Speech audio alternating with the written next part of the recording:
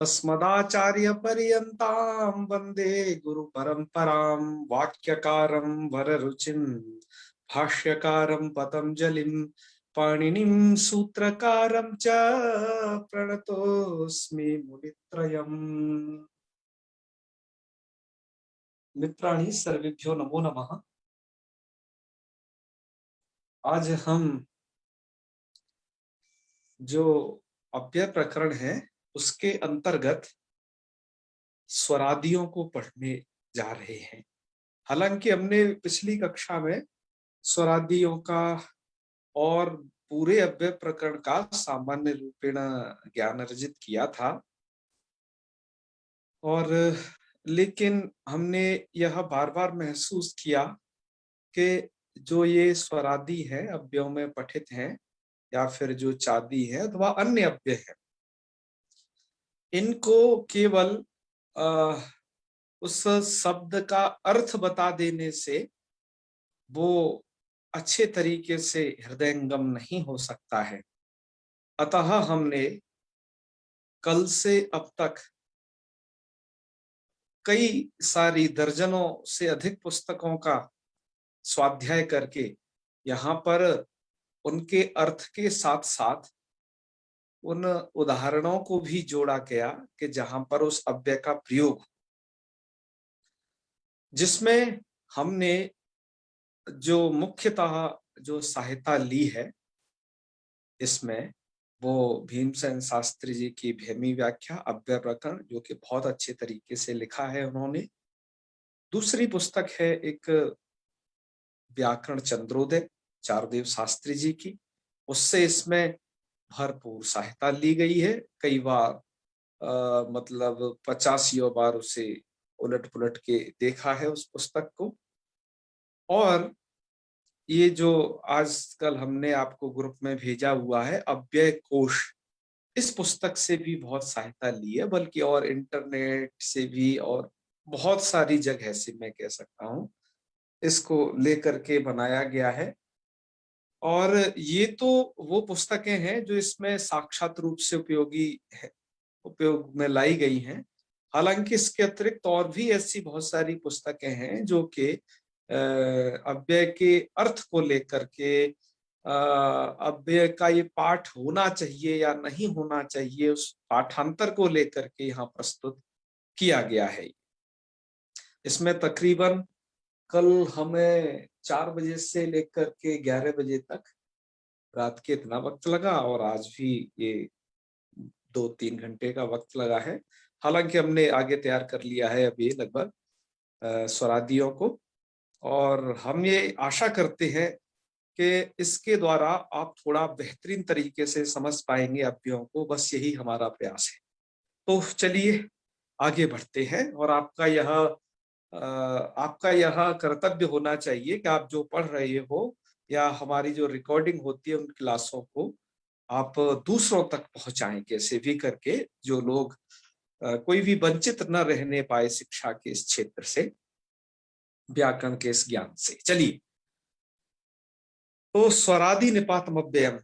राजमणि जी, हाँ हूं कोई करिए। आज श्याम सुंदर जी नहीं है, वो अवकाश मांग चुके हैं। कौन करेंगे? तो अब हम पढ़ने जा रहे हैं स्वरादि निपातम अव्ययम। ठीक है। स्वरादयो हो निपाताश्च अव्यय संज्ञा स्यु। स्वरादि और जो निपात हैं उनकी अव्यय संज्ञा हो जाती है। ठीक है जी। मेधा सेतिया जी, मेघा सेतिया जी, आप ही कहिए, ठीक है? कोई लग नहीं, क्योंकि आप दो मोबाइल से हैं, एक का साउंड कम करिए। तो चलिए, पुरुषोत्तम जी आप भी सुन रहे होंगे, बालकृष्ण जी मैं देख रहा हूँ यहाँ पर आप लोग जुड़े हुए हैं। जी थोड़ा अपना हाँ हाँ, थोड़ा हाँ हूँ करते रहिएगा, थोड़ा मुझे पुनर्बलन मिलता है आप लोगों जी से। भैया। तो जी गुरुजी, स्वरादयो हम भी बोलेंगे। क्या जी? जी गुरुजी, हम लोग भी बोलेंगे गुरुजी। हाँ बिल्कुल बिल्कुल, अच्छा जी है। स्वरादयो निपाताश्च अव्यय संज्ञा स्यु। जो स्वरादि गण में पठित हैं उन शब्दों की और जो निपात संज्ञक हैं उनकी अव्यय संज्ञा होती है। अभी आप पहले स्वरादियों को देखेंगे, निपात को आप आज नहीं देखोगे, कल से देखोगे। स्वरादियों में सबसे एक यह गण है, उसमें सबसे पहला है स्वर। स्वर होने के कारण ही इसे स्वरादि गण कहा जाता है। आप इसमें 5 शब्द देख रहे हो जो कि रेफांत हैं, स्वर, अंतर, प्रातर, पुनर और सनुतर है। तो ये पांचों के पांचों अव्यय संज्ञक है। हाँ, अव्ययों के विषय में एक बात जरूर आप लोगों को ध्यान कर लेनी चाहिए कि माना कि अव्यय त्रिषुलिंगेषु समानम, ठीक है, विभक्तिषु वचनेषु जी है, लेकिन उसको संधि कार्य तो होते हैं, संधि कार्य में कोई रुकावट नहीं है। ये नहीं है कि अव्यय जैसा हो वैसा ही पटक दो, संधि कार्य भी न करो। संधि कार्य तो कर लेना होता है, संधि कार्य के लिए वो बाधा नहीं, ठीक है, संधि कार्य कर सकते। अतः आप जब स्वर, अंतर, प्रातर, पुनर, सनुतर इनमें या फिर उच्चैस नीचैस जो आगे सकार देख रहे हो, उनमें यथा योग्य जो संधि हो, जिसमें जो विसर्ग संधि वाली जो योग्यता हो वह कर लेनी चाहिए। ठीक है, आगे बढ़ते हैं। स्वर, यह अव्यय स्वर्गे परलोके च, 2 अर्थों में आता है। तो स्वर्ग अर्थ में और परलोक अर्थ में, परलोक अर्थ भी इसका देखा है गया है। तो उसका उदाहरण है पुण्य कर्माणः स्वर्ग स्वर्गच्छन्ति। जो पुण्य कर्मा लोग हैं वो स्वर जाते हैं, स्वर्गच्छन्ति, ठीक है। यह जो उदाहरण है मित्रों, विविध कुछ वेद से संकलित हैं, कुछ उपनिषदों से, कुछ नीति वचनों से, कुछ रघुवंश से, कुछ माघ के काव्य से, और यत्र तत्र कुछ शाकुंतलम से, बहुत जगह से, कुछ गीता से, बहुत जगह से संकलित है। आप ये देखते रहिए, ठीक है। हमने थोड़ा उनको ये नहीं लिखा कि ये कहाँ की है, लेकिन हाँ, जो भी हमने लिखे हैं वो प्रामाणिक लिखे हैं, वो प्रामाणिक ग्रंथों से, ये बात जान लेना। क्योंकि यहाँ पर इतना स्पेस थोड़ा नहीं था लिखने के लिए, नहीं उसे भी लिख। उसके बाद दूसरा है अंतर। अंतर का होता है मध्य। तो इसका प्रयोग ऐसा पाया गया कि निवसन अंतरदारुणी लंघ्यो वह्निर्नतो ज्वलिता। तो यहाँ पर अंतर शब्द, यहाँ अंतरदारुणी, अंतरदारुणी अर्थात लकड़ी के भीतर, लकड़ी के भीतर यदि अग्नि है तो वो लंघ्या, वो लंघनीय हो सकती है, लेकिन यदि वो ज्वलिता, यदि वो जल रही है तब नतु, तो तब वो लंघनीय नहीं है। तो वैसे इनके अर्थ हैं, यहाँ पर अर्थ से कोई बहुत ज्यादा लेना नहीं है, पर अंतर का ये इत्यादि और भी जो अव्यय है इनका आपको अर्थ समझ में आ जाए, इस कारण से थोड़ा सा अर्थ बतलाना हम ये प्रासंगिक समझते हैं बस। बाकी आपको तो बस इतना ही ध्यान रखना है कि अमुक अव्यय का क्या अर्थ है, बस हो गया, उसका प्रयोग करना आप सीखें, है। एक उदाहरण से इतना ही तात्पर्य है यहाँ। फिर अगला प्रातर। प्रातर का अर्थ होता है प्रत्युषे, प्रत्युष अर्थात भोर, सुबह एकदम। तो एक श्लोक मिलता है, प्रातर द्युत प्रसंगे न मध्यान्हे स्त्री प्रसंगतः। और आगे का श्लोक आप लोगों को शायद याद होगा, लेकिन इसमें प्रातर यहां तक ही आया था तो हमने यही लिखा। तो प्रातर द्युत प्रसंगे न, प्रातः काल तो जिनका द्युत प्रसंग में बीतता है, और मध्यान्ह स्त्री प्रसंगता, मध्यान्ह जिनका स्त्री प्रसंग में बीतता है, ठीक है। तो ऐसा क्या है, ऐसा क्या है, तो ये आप जानते ही हो, प्रातर द्युत प्रसंगे ना, अर्थात इसका अर्थ जो जैसा आप समझ रहे हैं वैसा नहीं है। इसका अर्थ है कि प्रातर द्युत प्रसंगे ना, प्रातः जो काल है वो द्युत प्रसंगे ना, अर्थात महाभारत पढ़ते हुए, जिसमें द्यूत का प्रसंग है, ऐसा ग्रंथ महाभारत का, उसको पढ़ते हुए बीतता है। और मध्यान्ह स्त्री प्रसंगता, मध्यान्ह स्त्री प्रसंग में है, तो स्त्री प्रसंग कहाँ है, रामायण में है। तो मध्यान्ह जिनका स्त्री प्रसंग में बीतता है। और आता है रात्रौ चौर्य प्रसंगे न, रात्रि चौर्य प्रसंग में, तो श्रीमद् भागवतम, जहाँ माखन चोरी की लीलाएं कही गई है। तो इस प्रकार का है ये तो ऐसे विद्वानों का समय बीतता है, तो वो उसी का थोड़ा ये मिलता जुलता श्लोक है। आगे चलते हैं। पुनर् भूयो अर्थे विशेषे च, भूय अर्थ में और विशेष अर्थ में ये आता है। जैसे पुनरपि जननम पुनरपि मरणम पुनरपि जननी जठरे शयनम, इससे आप परिचित ही हैं। और एक बात और कह दे, इसमें जो हमने अर्थ लिखे हैं वो प्रायः प्रसिद्ध अर्थ लिखे हैं, जो बहुत ही प्रयोग होने वाले अर्थ हैं। इन अव्ययों के और भी अर्थ संभव हैं, जो कि हमने अव्यय कोश भेजा है वहां पर है, और अलग से भी एक आध दो पीडीएफ भेजेंगे आपको, उसमें आपको मिल जाएगा अकारादि क्रम से। फिर है इसके बाद सनुतर, ये अंतर्धान अर्थ में आता है मित्रों। इसका वैदिक प्रयोग ही परिलक्षित होता है। सनुतर चौरो गच्छति, इस प्रकार का एक गणरत्न महोदधिकार ने उदाहरण दिया है, पर ये वैदिक है। तो एक बात और ध्यान रखना, जो अव्यय विशुद्ध वैदिक है उनके आगे ही हमने वैदिकम लिखा है, और लेकिन जो लोक और वेद में समान रूप से प्रयोग होते हैं उनके लिए हमने नहीं लिखा है, क्योंकि वो वैदिक हैं लौकिक हैं, क्योंकि वो दोनों जगह प्रयोग होते हैं। इस शैली को थोड़ा आप समझिएगा, याद रखिएगा। फिर है उच्चैस, तो उच्चैस आता है महति, महति अर्थ में अर्थात महान अर्थ में। उच्चैर विहस्य, ऐसा एक प्रयोग परिलक्षित होता है, और एक बहुत ही प्रसिद्ध सूत्र है पाणिनि जी का, उच्चैर उदात्तः है। नीचैस के लिए नीचैर अनुदात्तः, ये पाणिनि जी के सूत्र है, वहां पर भी वो प्रयोग किया गया है। नीचैस अल्पे अर्थ, तो हमने जो यहाँ पर अर्थ है वो सभी सप्तमी विभक्ति से निर्दिष्ट किए, अर्थात जी उच्चैस अर्थात महति, महति अर्थे इत्युक्ते महान अर्थ में है। तो ये सप्तमी विभक्ति से अर्थों को निर्दिष्ट किया गया है, ध्यान रखना, उनको प्रथमांत नहीं हमने रखा है। नीचैस का ऐसा कालिदासीय प्रयोग भी परिलक्षित होता है, नीचैर गच्छति उपरि च दशा चक्र नेमि क्रमेण, कि यह जो चक्र नेमि अर्थात जो चक्र की जो जैसे ताने होती है ना, उसके बीच में जो लकड़ी, तो कभी ऊपर नीचे चक्र, जैसे रथ का पहिया चलता है वैसे ऊपर नीचे वो भी होती हैं, ऐसे ही व्यक्तियों की दशा भी ऐसी ही है। तो कभी उनके अच्छे दिन आते हैं, कभी बुरे दिन आते हैं, तो व्यक्तियों को धैर्य धारण करना चाहिए कि यदि गलत दिन भी चल रहे हैं तो अच्छे दिन भी आएंगे, चिंता न करें। फिर है सनैस, क्रिया मानगे, सनई पंथा सनई कंथा, काफी प्रसिद्ध है श्लोक, ये जानते ही हैं।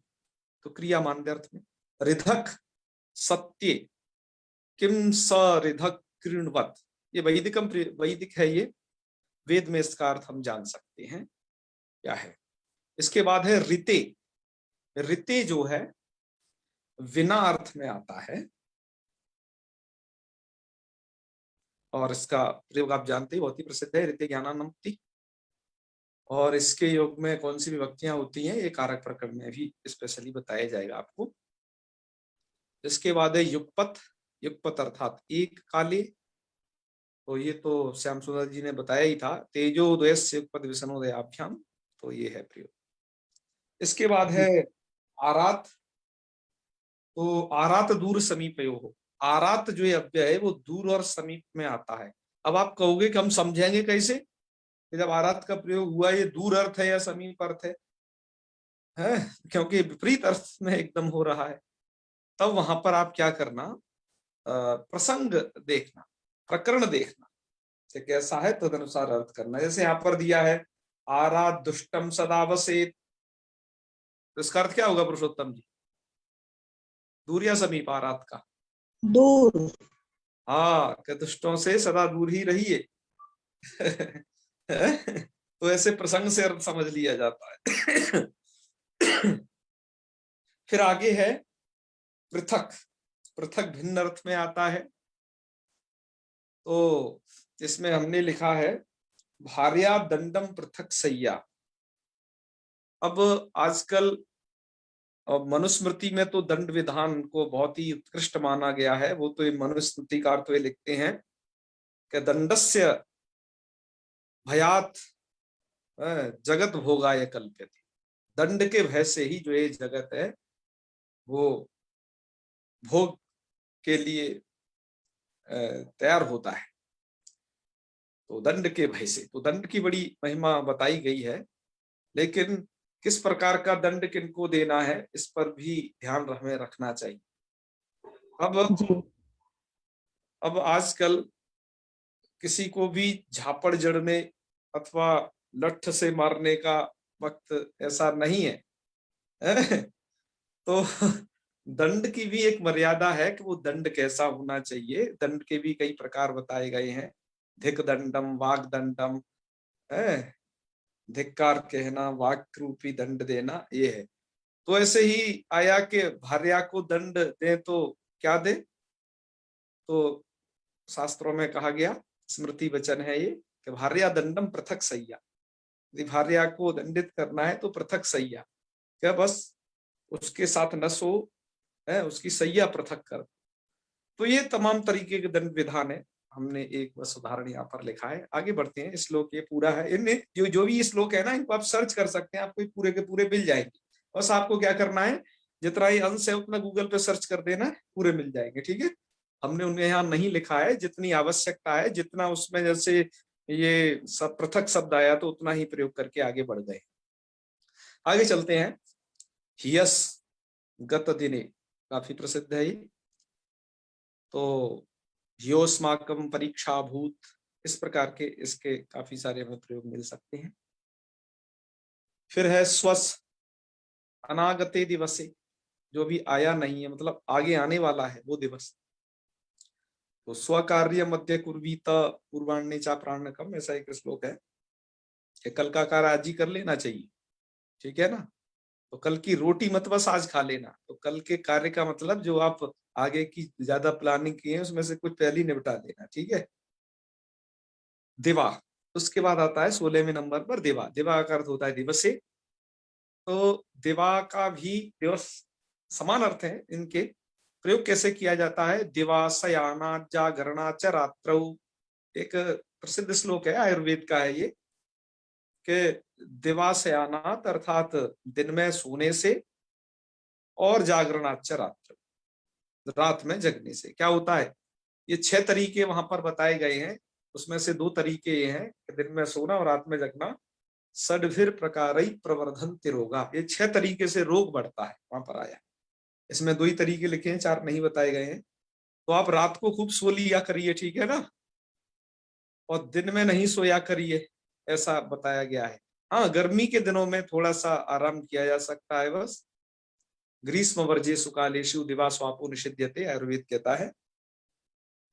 तो बाकी रात में जगना आपके लिए काफी खतरनाक है। प्लीज रात में न जगें, रात में न पढ़ें। मैं कभी भी रात में पढ़ाई नहीं करता हूँ, बहुत इमरजेंसी ना हो तब तक। अन्यथा मैं प्रयास करता हूँ जितना भी है दिन दिन में पढ़ लूं, और दिन दिन में ही लगभग आपको पढ़ा दूं। चलो आगे बढ़ते हैं। इसके बाद है रात्रौ, अर्थात निशी, वही अर्थ है। दिवा निरीक्ष वक्तव्यम रात्रौ नैवच नैवच, एक कथा है इसके पीछे। अब वो पूरी कथा सुनाने में तो बड़ा ही वक्त लग जाएगा, तो वो थोड़ी सी लेकिन बता देता हूं, जिससे आपको ये लगे कि हमने कैसे छांट छांट के यहाँ भरे हैं।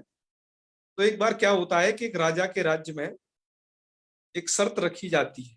एक मूर्ति होती है, ठीक है, सॉरी 2 मूर्तियां होती हैं और एक जैसी होती है, लेकिन उनकी जो कीमत है उनमें बहुत अंतर होता है।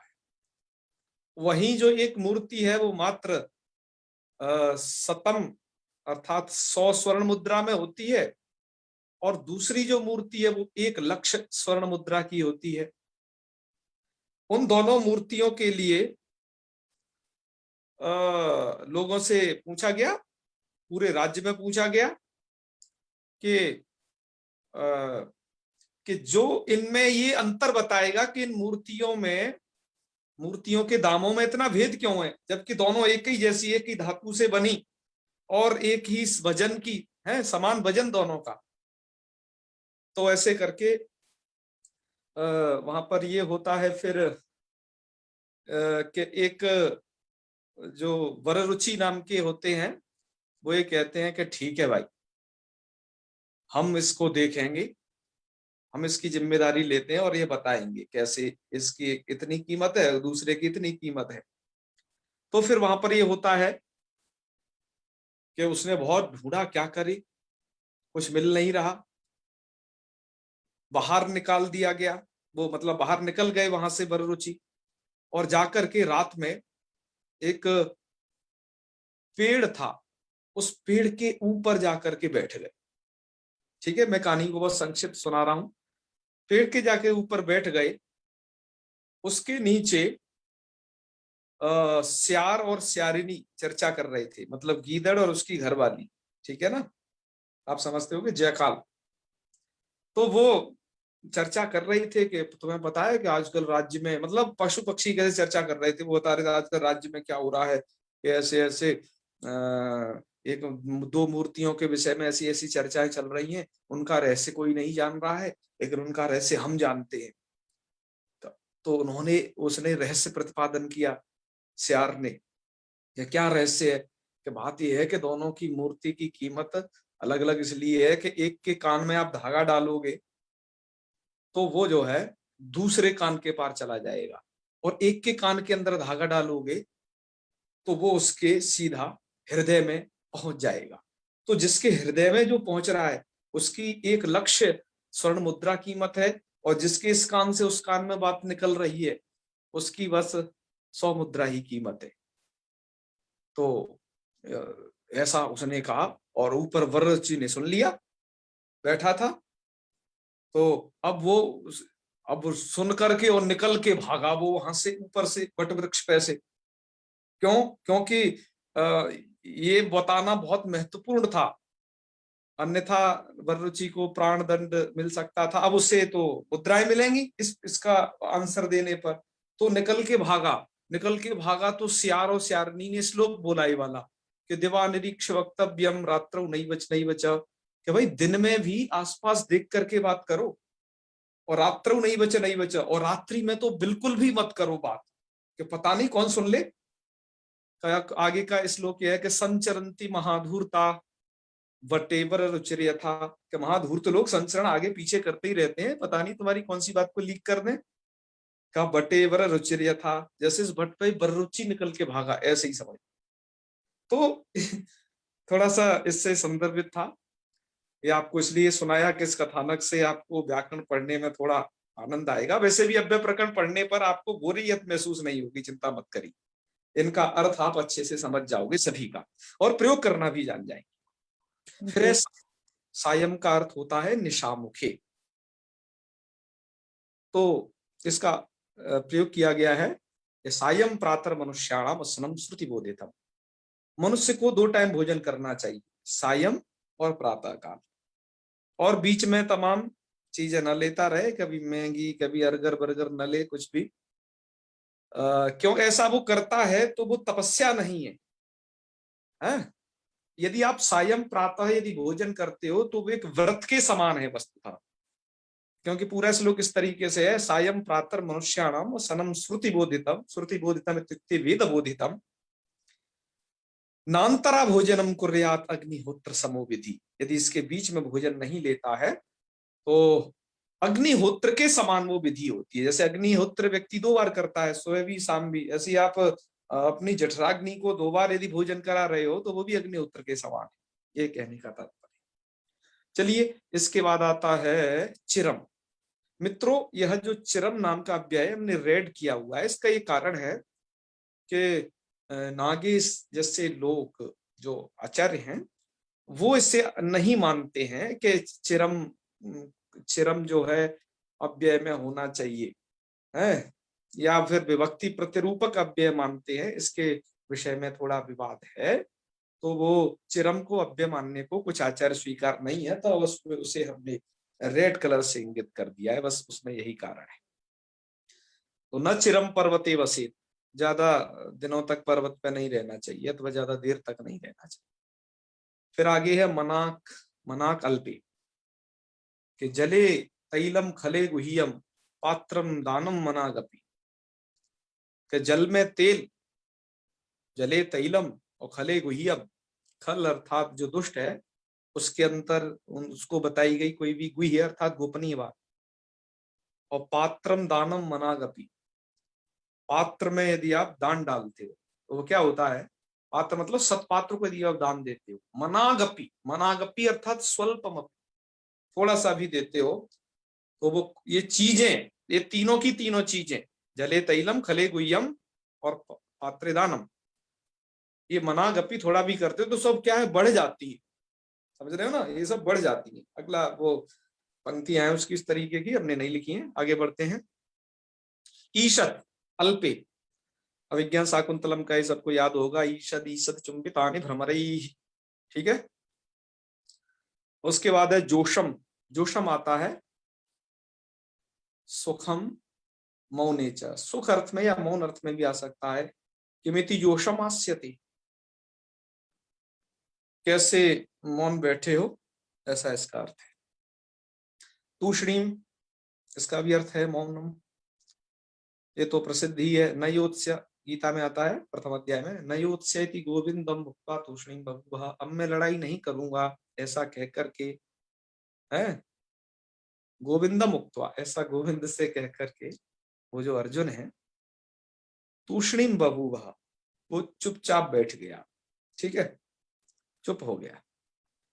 इसके बाद है बाह्ये, तो अंतर विषमया हेते बहिश्चैव मनोहरा, कहा ये बहिसभ्य बाह्य अर्थ में आता है, तो अंतर विषमया हेते बहिश्चैव मनोहरा, के अंदर से तो ये विस्मय है, बाहर से ही देखने में ठीक ठाक है। ठीक है पुरुषोत्तम जी, सुन रहे हैं ना, जी। किन किन को कहा जा रहा है ये जानते हो कि नहीं?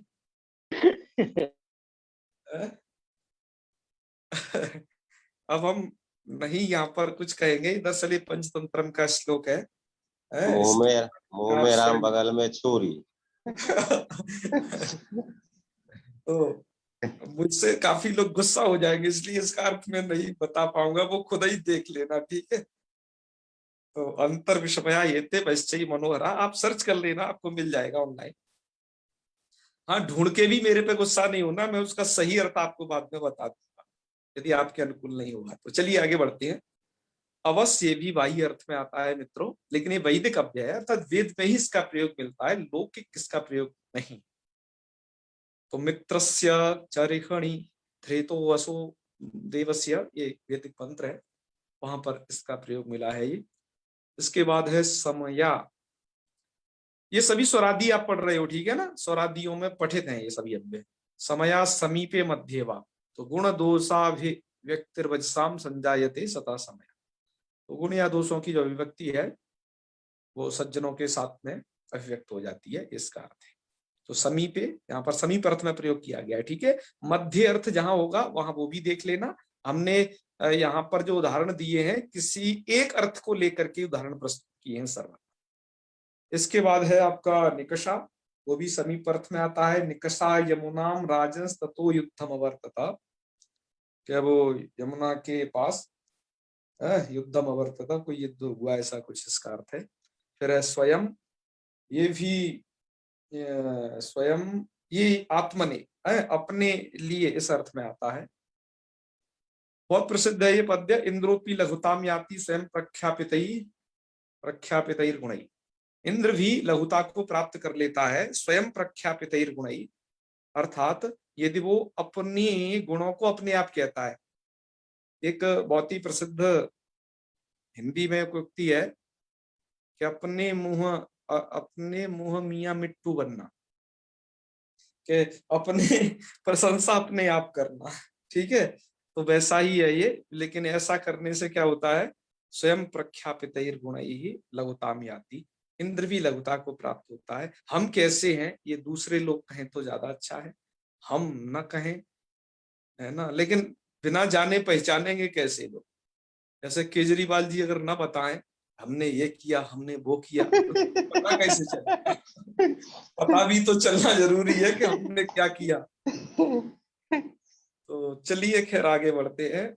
ये 28 अभी तक आप पढ़ चुके हो स्वरादि, अब इसके बाद आगे बढ़ते हैं। अब अग्रिम है ये 29 नंबर पर है वृथा। वृथा व्यर्थ अर्थ में प्रयोग होता है। जैसे बहुत प्रसिद्ध श्लोक है, वृथा वृष्टि समुद्रेषु वृथा तृप्तस्य भोजनम। समुद्र में वृष्टि का कोई फायदा नहीं है, और भर पेट जिसने भोजन किया हुआ है, पहले से तृप्त है, तो वृथा तृप्तस्य भोजन, उसको भोजन कराने से कोई फायदा नहीं। ठीक है, तो वृथा का ये अर्थ है, व्यर्थ अर्थ में है ये। नक्तम, ये रात्रौ, रात्रि अर्थ में आता है। तो आपने देखा रात्रि अर्थ में भी बहुत सारे अव्यय आ रहे हैं। तो दिवा पश्यति नो लूकः काको नक्तम न पश्यति। दिन में तो लू नहीं देखता, और काक जो है रात में नहीं देखता है। काको नक्तम न पश्यति। इसके बाद मित्रों, ये जो न और नया जो दो ये कटे हुए हैं, इन्होंने कल हमारे लगभग 2-3 घंटे खा लिए। ठीक है, इसको निर्णय करने में कि क्या, इसमें 2 प्रकार के हमें प्रश्न थे। थोड़ा इसको ध्यान से सुने इस प्रसंग को, क्योंकि अब हम जो आपको ये प्रसंग बताने जा रहे हैं, थोड़ा सा मार्मिक प्रसंग है, और व्याकरण के अध्येताओं को भी ये बातें कम पता है। अभी हमने औरों से भी चर्चा की इसके विषय में, ध्यान रखिए, हमने इस विषय के गुरु लोगों से भी चर्चा की, उनको भी इस विषय में महान व्यामोह है, लेकिन यह आपको नहीं होगा मित्रों। आपके पुस्तक में, आपके पास गीता प्रेस या अन्य पुस्तकें हों मित्रों, तो उसमें नय नाम का अव्यय दिया हुआ है जी। न नाम का ये अव्यय नहीं दिया हुआ है। ठीक है, ये जी। बात है। तो अब हमने सोचा कि हमने बहुत सारे संस्करण देखे। आप जानते ही हो कि हमारे पास बहुत सारे संस्करण उपलब्ध हैं, लघु सिद्धांत कौमुदी के भी और मध्य सिद्धांत और सिद्धांत कौमुदी के भी तमाम। लेकिन ये हर जगह मिल रहा था, कहीं तो न मिल रहा था, कहीं नहीं मिल रहा था। फिर हमने सोचा कि बिना न के भी काम चल जाएगा क्या, अकेला नए स्वीकार कर लेते हैं जब नए ज्यादातर मिल रहा है। तो भीम भैमी व्याख्या इत्यादि औरों को देखने से ज्ञात हुआ कि नहीं, दोनों का रहना आवश्यक है, दोनों रहने चाहिए। अच्छा, ये तो एक बात थी, ध्यान से सुनना। ये कौन है जरा, क्या जी जी है ना, सुन रहा हूँ। हाँ, जी। पुरुषोत्तम जी। फिर अब दोनों को रखना क्यों आवश्यक है, उसका कारण ये समझ लीजिए कि जहां पर न लोपो नया, एक पाणिनि जी का सूत्र है आगे नए समास में, जी जी, नहीं और लोपो नहीं, दोनों। नए लोपो नया की प्रवृत्ति के लिए तो नय नाम का अव्यय आवश्यक है, जी वो सूत्र प्रवृत्त हो पाए। जी और जहां पर न लोपो नया नहीं लगना, अर्थात जहां पर आपको नकार का लोप नहीं करना, जी ऐसी जगह पे भी यदि समास है, जैसे नई कधा एक समास होता है, जी, वहां पर नकार का नहीं लोप नहीं होता, तो ऐसी जगह ये निषेधार्थक न समझना चाहिए, वहां नय नहीं। जी नहीं। इसलिए दोनों को रखना आवश्यक है। ठीक है, जी ये बात स्पष्ट हो गई, चलो रखना आवश्यक है। लेकिन जी एक और नया प्रपंच, एक और नया प्रपंच ये कि जो आप नए को यहां देख रहे हो, देख रहे हो जी ना, जी यही जो नय है, जो अभी आप स्वरादियों में देख रहे हो, ध्यान ध्यान से देखिए। जी और जी एक और ऐसा ही नए चादियों में भी है। चादियों अर्थात जो निपात संज्ञक है, एक तो ये स्वरादियों वाला है और एक चादियों वाला। इसके लिए हमने जी देखो स्क्रीनशॉट लिया हुआ है, जी, वो आपको देख, है गुरुजी, मांग की बात नहीं है। नहीं। बिल्कुल। आ, ये देखिए, अब यहां पर 2 चीज आपको बताएंगे। इस वाली पुस्तक में भी न ही नए है केवल, यहाँ जो कि स्वरादियों के नीचे है ये, न तो नहीं है खैर इसमें भी, लेकिन न होना चाहिए, ध्यान रखना। ठीक है, जी वो क्यों जी आवश्यक है उसका ये भी पता चल गया होगा आपको। और एक इसी प्रकार का नए, चलो थोड़ा सा आपको आगे दिखाते हैं। चवाह, हाँ यहाँ पर आ जाइए। एक ये यहाँ पर है नए, इधर देखो ध्यान से, अर्थात एक ये चादियों में भी पढ़ा गया है, और ये आकृति गणोयम यहाँ तक तो स्वरादि समाप्त हो गए हैं सभी। एक ये जी यहाँ पर भी पढ़ा गया है। तो हमने और ज्यादा कि भैया ये 2-2 जगह कैसे पाठ है, इसको पकड़ा नागेश जी ने, है। और उसके जी बाद अन्य टीकाकारों ने भी इस पर, हालांकि तत्वबोधनीकार ने भी कहा है, ये मैं जो बता रहा अच्छा हूँ ये सिद्धांत कौमुदी के जी प्रसिद्ध व्याख्याता हैं, और बाल जी मनोन्माकार ने भी बहुत इस पर अच्छा लिखा है, पर वो इस जगह लिखा है चादियों वाले ने। ऐसे ही एक दूसरी चीज और दिखा दूं आपको, फिर वो भी क्लियर हो जाएगा। यहाँ पर एक मांग आप देख रहे हो ये स्वरादियों जी में, और एक एक मांग यहाँ भी देख है रहे हो आप यहाँ। जी तो ये क्या चक्कर है जी, एक अव्यय दो दो जगह हाथ मार रहा है, जी हैं? यहाँ पर भी वहां पर भी, वही तुम कहाँ के हो, हैं? इसका पता ठिकाना कहाँ का है, तुम स्वरादी हो कि चादी हो, पक्का तो पता हो, तदनुसार कार्य किया जा सके। जी तो वहां के जो व्याख्या स्थल है, मैं उनका सार बता देता हूं, क्योंकि पूरी बात बताने में तो ये होगा, आप उन ग्रंथों से ही पढ़ लेना। तो उन्होंने कहा, बहुत सारी बातें हैं वहां पर, लेकिन उसका सार ये है कि जो जी स्वराधि के अंदर आप मांग पढ़ते हो जी या फिर नय पढ़ते हो, वो नहीं पढ़ना जी चाहिए। नागेश कहते हैं इनको जो है कहाँ मानना चाहिए, चादी में ही पाठ मानना चाहिए, और वहां पर जो पाठ है वो प्रामादिक पाठ है स्वराधि के अंदर। तो सही पाठ कहां पर है इनका, यहाँ चादी में चादी में मानना चाहिए, ऐसा निर्णय किया गया है। ठीक है, जी हाँ। ये ये तत्वबोधनीकार भी इस बात को माने हैं भैया। हाँ हाँ मानते हैं, लेकिन कहाँ पाठ मानना चाहिए इसको स्पष्ट रूप से बाल मुन्माकार ने लिख दिया कि उसको चादियों में ही मानना ज्यादा सही है। जी ठीक है ना। जी तो ये कुछ बातें हैं। तो इस, जब आप मूल को पढ़ते हो तो दिक्कत तो होती होगी औरों को, या नहीं होती होगी, लेकिन अब आपका इधर ध्यान जाएगा, हमारा कहने का मतलब है। जी हल अच्छा, एक दूसरी लड़ाई और है, उसको हम बाद में बताएंगे, केवल भी सूचना दे देते हैं कि जैसे मैंने कहा नय और न दो अव्ययों के मानने की आवश्यकता क्या अलग अलग है, वो बताइए जी आपको। ऐसे ही एक जी लड़ाई और यहाँ पर आएगी कि मांग और मां, इन दोनों अव्ययों को अलग अलग मानने की आवश्यकता है या नहीं है। तो यहाँ नागेश और लोगों से अन्य मत रखते हैं, वो तो कहते हैं कि कहीं से काम हो जाएगा, न मांगी होगे का यदि भाष्य देखें, वो आंग जी वांगुश्च का यदि भाष्य देखें तो मां नाम का कोई अव्यय नहीं है। लेकिन ये अन्य आचार्य मानते हैं कि नहीं, दोनों रखने चाहिए, वो एक उसको अलग बताएंगे आपको। ठीक है ना, जी या आप जी इसे पढ़ लेना यदि हम नहीं भी बता पाए तो, क्योंकि इससे जी संबंध नहीं, थोड़ा सा जी मूल में ऐसा कुछ बातें नहीं है। तो चलो, आपको कुछ क्लियर हुआ ना कि कौन कहाँ जी का है। जी जी बहुत हाँ हाँ, तो इसलिए मित्रों हमने क्या किया, ये चीजें बीच बीच में आ जाती है ना, तो पुरुषोत्तम जी परेशान कर देती हैं, फिर कह रहे भाई कहाँ कैसे डबल डबल हो रहा है। नहीं गुरु जी, एक बहुत ही अच्छी चीज है क्योंकि लोग हर चीज नहीं बता पाते हैं। हमने तो बहुत हाँ, लोगों से पढ़ा है लेकिन आज तक हमने इसका निराकरण कहीं नहीं बताया, पहली बार आपके मुंह से सुने हैं। बहुत बहुत बिल्कुल। और भी खैर बहुत सारी बातें हैं, क्या कहें, वो आती रहती है। चलो कुछ, चलो आगे बढ़ते हैं, ठीक है। इसलिए हमने क्या किया है मित्रों, उन टीकाकारों के अनुसार नय और न दोनों को यहां से नागेश जी मतानुसार इनको हटा दिया है, इनको आप उधर चादियों में ही रख लीजिए, यहाँ पर मत रखिए। जी ठीक है, केवल इस जी कारण से उसको, हालांकि अन्य लोग रखते हैं, प्राचीन लोग रखते हैं, तो हमने उनको सर्वथा नहीं हटाया है, बस आप लोगों की दृष्टि में डालने के लिए थोड़ा उन पर कट लगा दिया है कि उन्हें वहां समझें, वो ज्यादा सही है, क्योंकि भाष्य सम्मति ही कुछ इस प्रकार की है, क्योंकि जी नागेश तो भाष्य सम्मत लिखते हैं। जी तो इनके जो अर्थ हैं वो आप देख लीजिए।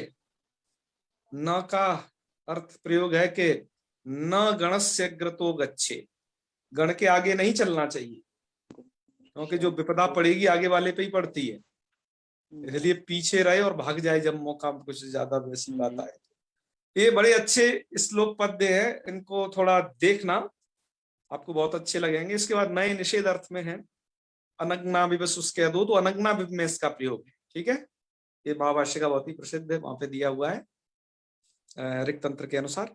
फिर है हेतु, हेतु नाम का एक अव्यय है, ये कुछ सप्तमी जैसा ही है, निमित्त अर्थ में आता है। इसका कोई बहुत ज्यादा प्रयोग नहीं देखा भाई हमने, अन्यत्र टीका में भी नहीं देखा, बस इतना ही लिखा था उन्होंने वहां पर कि सप्तमी विभक्ति प्रतिरूपक अव्ययमिदम, सप्तमी विभक्ति के समान अर्थ वाला अव्यय। ठीक है, प्रतिरूपक जैसे शब्दों की व्याख्या हम आगे करेंगे और भी स्पेशली, चिंता न करेंगे। इसके बाद है इद्धा। इद्धा प्रकट अर्थ में आता है, लेकिन इसके प्रयोग उपलब्ध नहीं है, अल्प प्रयोग है, एक आध जगह थोड़ा सा है, तो ये वैदिक है दरअसल।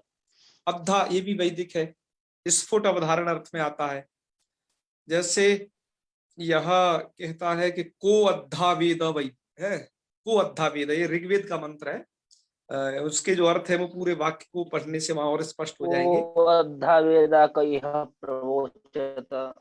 हाँ हाँ बिल्कुल, कुतय्य ऐसा है, जाता कुतय्य में। जी। वैदिक वैदिक प्रयोग है बिल्कुल काफी।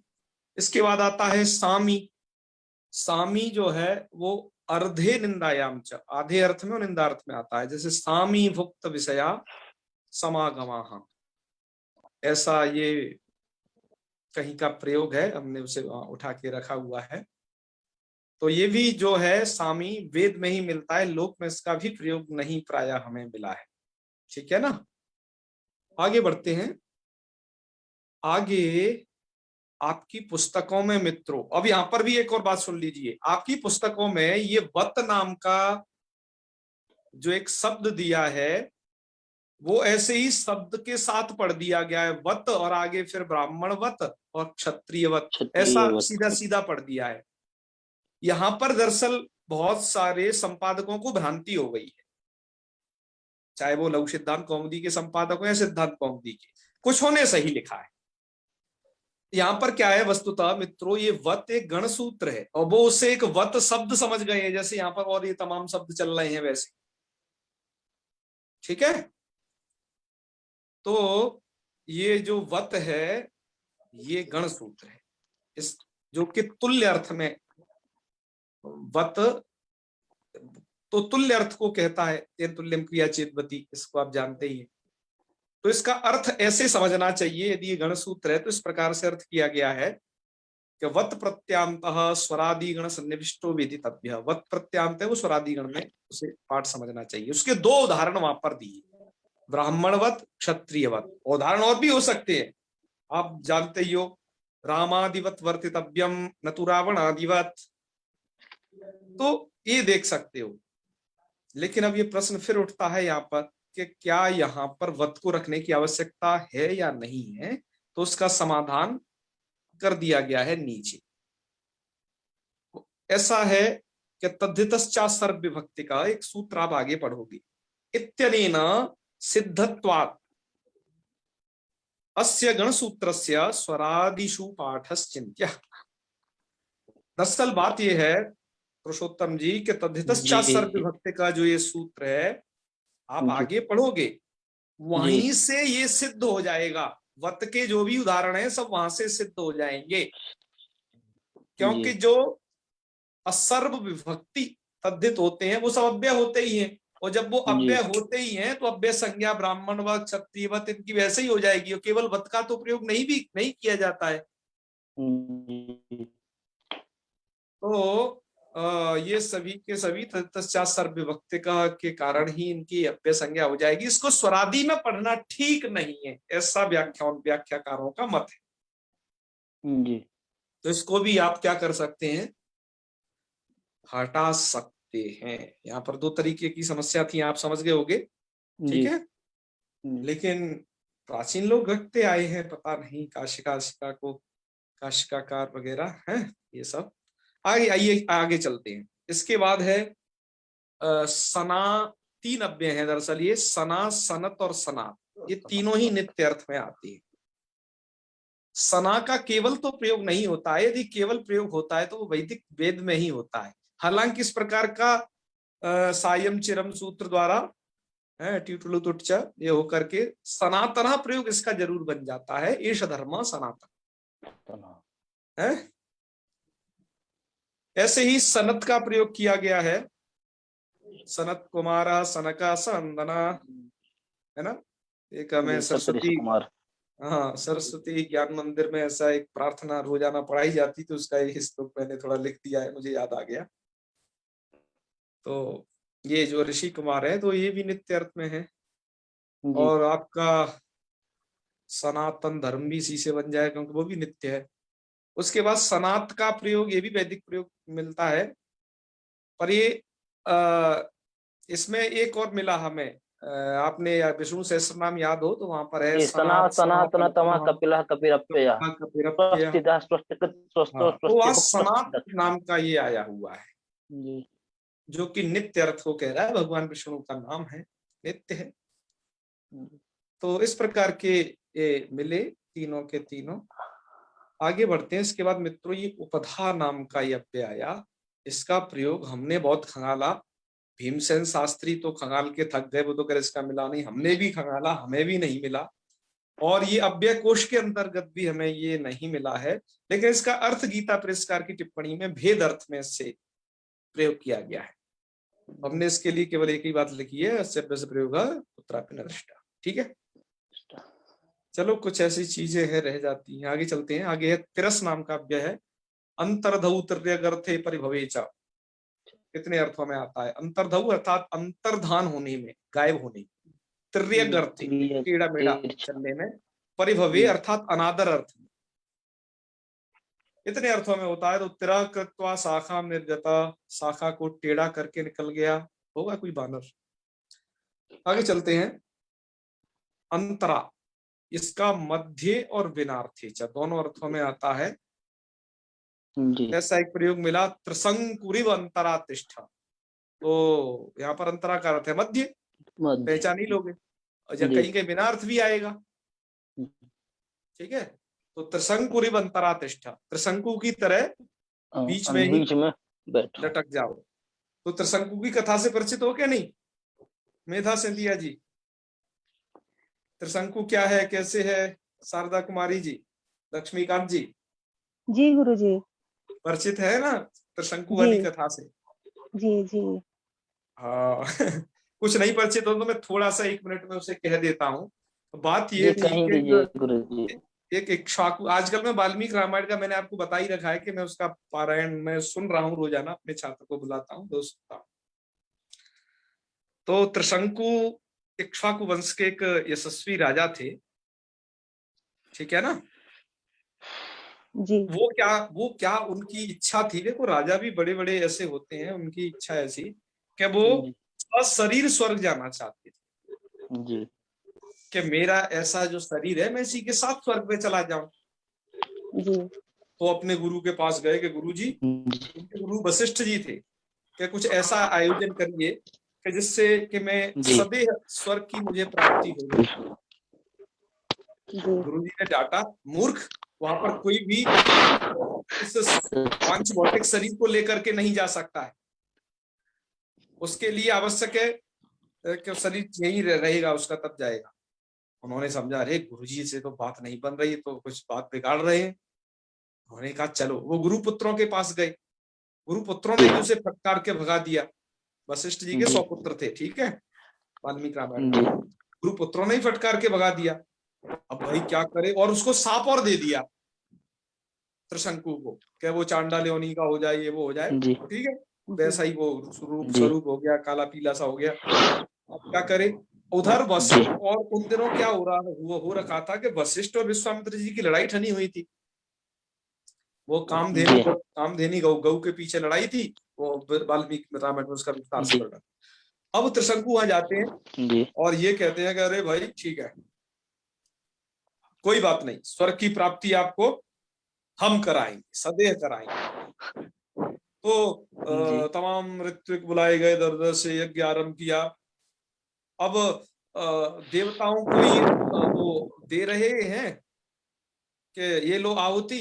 अब देवता आहुति ग्रहण ही करने नहीं आ रहे विश्वामित्र जी के यज्ञ की। क्यों? क्योंकि मामला ऐसा पेचीदा कि सशरीर स्वर्ग कैसे जाए। जी जी उन्होंने कहा, अरे ये देवता बहुत हठी है, ये हमारी आहुति लेने को नहीं आ रहे हैं। तो अच्छा कोई बात नहीं। उन्होंने कहा चिंता नहीं करो, ये देवता आहुति लेने आया ना आए, त्रिशंकु हम तुम्हें अपने तपोबल से सीधा स्वर्ग भेजते हैं। ऋषि का तपोबल था, हजारों वर्ष तपस्या की थी, ऋषि के तपोबल से वो सीधा पहुंच जाते हैं स्वर्ग में। स्वर्ग में जाके बाकायदा जी जी घूमते फिरते इंद्र की दृष्टि पड़ गई, ये कहां से आ गया, इसमें सशरीर वाला कहां से आ जाएगा। इंद्र जी ने ऊपर से धक्का मारा जी और लड़खड़ाता हुआ कि गुरु जी रक्षा करो, त्राहिमाम है, त्रायस्व त्रायस्व ऐसा कह के नीचे आया। नीचे जी आ नहीं पाया, विश्वामित्र जी ने देख लिया क्या है, मैंने अपने जी तपोबल से भेजा और उन्होंने इसे नीचे ढकेल दिया, तो विश्वामित्र जी ने रोक दिया कि ले वही टंग गया बीच में। जी तो वो जो त्रिशंकु टंग गया कि विश्वामित्र के तपस्या के कारण तो वो नीचे नहीं गिर सकता तपोबल जी से, और जी सशरीर स्वर्ग जा नहीं सकता क्योंकि नियम के खिलाफ है। जी जी तो कुछ ऐसी गति हो जाती है सांप चछूदर जैसी, कि जब सांप चछूदर को चूहा समझ के खा लेता है, खा जाएगा तो मर जाएगा, ओल देगा तो अंधा हो जाएगा, ऐसी एक कहावत है। तो खैर आगे उसमें क्या हुआ वो तो एक अलग बात है, लेकिन त्रिशंकु बीच में टंग गया, ये मुख्य आगे चलते। तो त्रिशंकुरिव अंतरा तिष्ठा, अंतरा का प्रयोग है ये मध्य अर्थ में, यहाँ अंतरेण का भी प्रयोग जो है मध्य और विनार्थे इन दोनों अर्थों में आता है।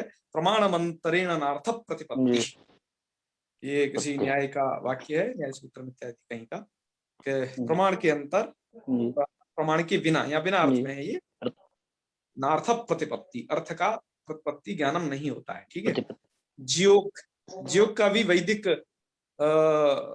प्रयोग है, इसका प्रयोग आप देख सकते हैं टीकाओं में। पर ये होता किन किन अर्थों में, कालाधिक्ये, प्रश्ने, शीघ्रे, औजल्ये, संप्रत्यर्थे, और मुझे पादपूर्ति अर्थ में भी ये मिला है, यहाँ पर उसको नहीं लिखा थोड़ा।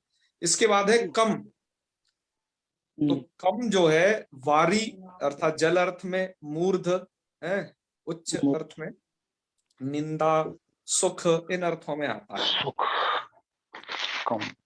तो ये जैसे कमल शब्द है, तो कमल शब्द की व्युत्पत्ति ऐसी है, देखो, कम जलम अलंकरोति थी कमलम, जल को जो अलंकारित करता है। कम अर्थात जलम, जलम अलंकरोति, क्योंकि पुष्प जब खिल जाता है तो जल कैसा हो जाता है, सुंदर दिखने लगता है। तो इसका प्रयोग है कमले कमला सेते, और हरह सेते हिमालय मन्ने मतकुण संकया, एक ये थोड़ा हंसी मजाक वाला श्लोक है ये भी, कि बताओ सोने के लिए बिस्तर नहीं था क्या, एक कमला अर्थात जो लक्ष्मी है वो कमल पे क्यों सोती है, जी तो अच्छे खासे होना चाहिए। और भगवान उस बर्फ के हिमालय पे क्यों सोते हैं, आराम से कहीं भी सोए जहाँ ठंडी अंडी न लगे। भगवान विष्णु क्षीर सागर में, वो भी समुद्र के अंदर, और वो भी एक सर्प के ऊपर लेटे हुए हैं, बताओ क्या कारण। तो ये कारण बताता है कि बात यह है कि खटमल ना उन्हें काट लें, यदि पृथ्वी पे रहेंगे तो काट जाएंगे तमाम अक्षर अक्षर और खटमल ये, तो इसलिए वो ऐसी जगह से सोते हैं कि जहाँ कोई ना आ पाए। खैर ये एक थोड़ा मजाक वाला श्लोक है, आगे चलते हैं। सम संकरम सम सुखे कल्याणी च श्री शंकरा पातुमाम यस्यांगी च विवाति, श्लोक का ये थोड़ा अंतिम वाला पत्य है ये, तो इसे आप देख लेना। इसके बाद है सहसा अर्थात आकस्मिक, अकस्मात अर्थ में आता है। सहसा विदधी तनक क्रियाम, बहुत ही प्रसिद्ध है। सहसा कोई काम न करना चाहिए भैया, सोच लेना चाहिए, समझ लेना चाहिए, सहसा नहीं कुछ करना है, ठीक है। विना, विना वर्जने, वर्जन अर्थ में आता है। एक बहुत प्रसिद्ध श्लोक है, उसका हमने एक अंश लिखा है सिर्फ, बिना गोरसम गोरसो भोजनस्य, बिना गोरस के अर्थात घृतम की, भोजन का क्या रस है, कुछ भी नहीं, घी जरूर होना चाहिए भाई, ठीक है, वो भी शुद्ध। इसके बाद है नाना, नाना जो है अनेक और बिना अर्थ में आता है।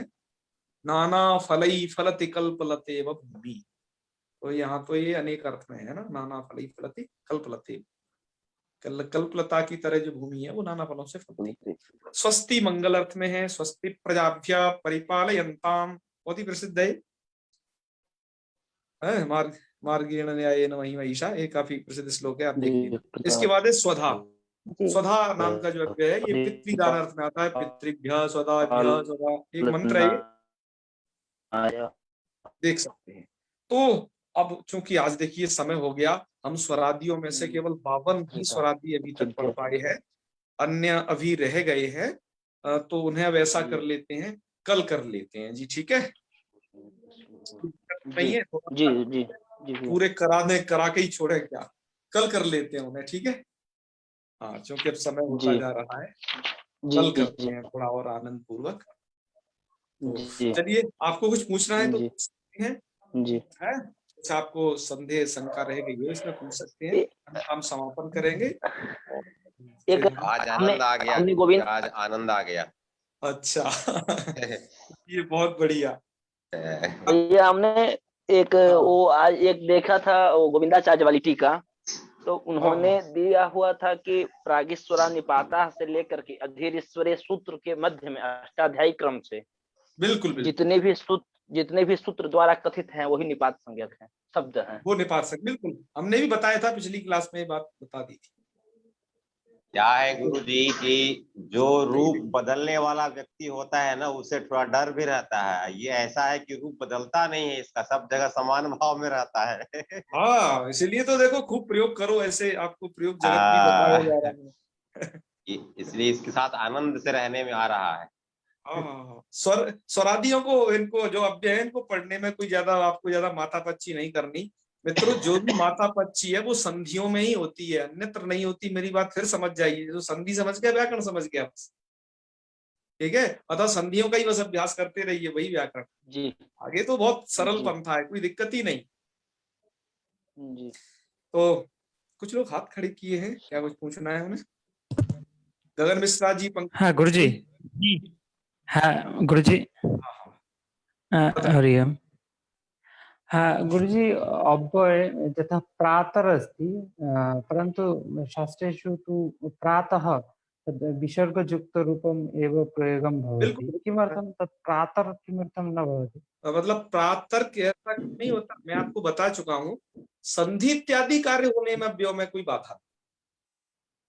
प्रातः काल आप करते ही हैं, यहाँ पर विसर्ग युक्त संधि कार्य जो हो सकते हैं वो करिए, लेकिन आप विभक्ति वचन संबंधी कोई कार्य नहीं करते। उनसे सुबुत्पत्ति जैसी चीज है, वैसा कार्य नहीं हो सकता सुबंत अच्छा विषय। गुरुजी, तो संधि संधि में कोई ना बाधा कर नहीं है ना। संधि ना करके भी मैं, मेरा जो अभिप्रेत है संधि में नहीं करूंगा, ऐसे भी प्रयोग कर सकते हैं क्या? नहीं नहीं नहीं नहीं, ये यथासंभव संधि जरूर कर लिए, संधि से इनको अच्छा। छूट नहीं है। जैसे संधि नहीं हो रही हो कहीं, तो जैसे मैंने आज एक प्रयोग किया था स्वर गच्छति, तो वहां पर तो संधि की स्थिति नहीं बन सकती, तो स्वर यथावत प्रयोग हुआ है। कहीं बन सकती है तो वहां करनी भी है। अच्छा अच्छा, ठीक हाँ है। तो बिल्कुल। द्वितीय ये और एक प्रश्न है गुरुजी। तो ये अव्यय योगे विभक्ति परिवर्तनमपि भवति न? हाँ, विभक्ति यथा विभक्ति, हाँ, पृथक अव्यय विना उपयोग में एतेषां। विभिन्न विभक्तियां होती हैं, आप पढ़ोगे जानोगे, चिंता न करें। जैसे इसमें स्वस्ति स्वधालम ये आएंगे, अव्यय नमः अव्यय आएगा, तो उनके अर्थ में क्या क्या विभक्ति प्रयोग होती है आप कारक पे जानोगे, चिंता न करो, विभक्ति प्रयोग तो होता ही है, इसमें कोई दिक्कत नहीं। ठीक है, ठीक है गुरुजी, धन्यवाद। ठीक है ना, चलो बहुत अच्छे बहुत अच्छे। हाँ जी, गुरुजी गगन मिश्र जी बोलिए बोलिए। हेतु हेतु नाम का एक सूत्र भी है, हाँ, तो हेतु नाम का एक सूत्र भी है, अव्यय भी है, सही कह रहे हैं। तो ये दोनों हैं, अलग अलग हैं दोनों। अलग अलग है, बिल्कुल बिल्कुल अलग अलग है, उससे उसका कोई मतलब नहीं, ठीक है? जी ऐसे तो उपधा नाम की एक संज्ञा है, और आज आपने उपधा पढ़ा जिसका कोई आपको मिला नहीं कुछ भी कि उसका कुछ अर्थ है। तो उपधा जो जिस अर्थ में यहाँ पर उपधा अव्यय आया है, दरअसल उस अर्थ में उसका कहीं प्रयोग दृष्ट नहीं होता है। पांडे जी ने उपधा संज्ञा की, वो एक अलग अलग बात है। वो एक उपधा उपधा को उन्होंने पारिभाषिक कर लिया है पांडे जी ने कि जी मैं उपधा ऐसे कहूंगा जो अंतल से पूर्ववर्ती होगी, उनका अलग है। लेकिन उपधा ये शब्द जो अव्यय में पढ़ा गया है, इसका जो अर्थ जो हमें कहीं मिला नहीं है ऐसा अर्थ में, तो वो एक अलग चीज है। समझ गए ना जी गगन जी? जी, धन्यवाद। हाँ हाँ, तो चलिए खैर समापन करते हैं। ओम सर्वे भवन्तु सुखिनः, सर्वे सन्तु निरामयाः, सर्वे भद्राणि पश्यन्तु, मां कश्चित् दुःखभाग् भवेत्। ओम शांति शांति शांति। सर्वेभ्यो नमो नमः। जी, शुभरात्रि। प्रणम्यते प्रणम्यते। महादेव। शुभरात्रि।